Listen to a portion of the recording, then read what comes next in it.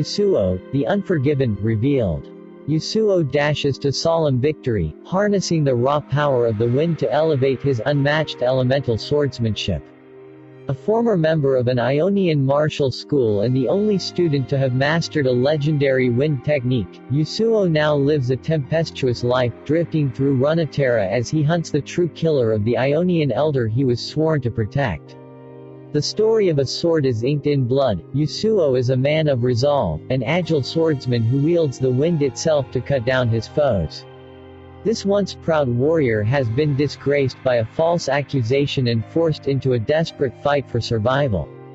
With the world turned against him, he will do everything in his power to bring the guilty to justice and restore his honor.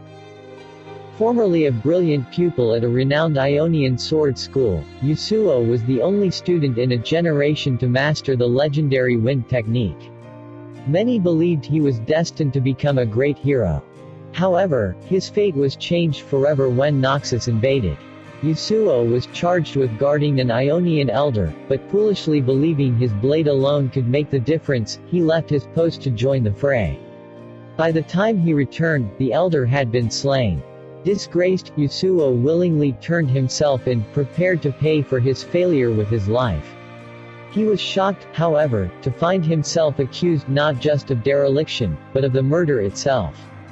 Though confused and racked with guilt, he knew the assassin would go unpunished if he did not act. Yasuo raised his sword against the school and fought his way free, knowing his treason would turn all of Ionia against him. Left truly alone for the first time in his life, he set out to find the elder's real killer. Yasuo spent the next several years wandering the land, seeking any clue that might lead him to the murderer. All the while, he was relentlessly hunted by his former allies, continually forced to fight or die. His mission drove him ever forward, until he was tracked down by the one foe he dreaded most, his own brother, Yone. Bound by a common code of honor, the two warriors bowed and drew their swords. Silently they circled one another under the moonlight. When they finally charged forward, Yone was no match for Yasuo. With a single flash of steel he cut his brother down. Yasuo dropped his weapon and rushed to Yone's side. Overcome with emotion, he demanded to know how his own kin could think him guilty. Yone spoke. The elder was killed by a wind technique. Who else could it be? Understanding swept over Yasuo as he suddenly realized why he had been accused. He professed his innocence once more and begged his brother's forgiveness.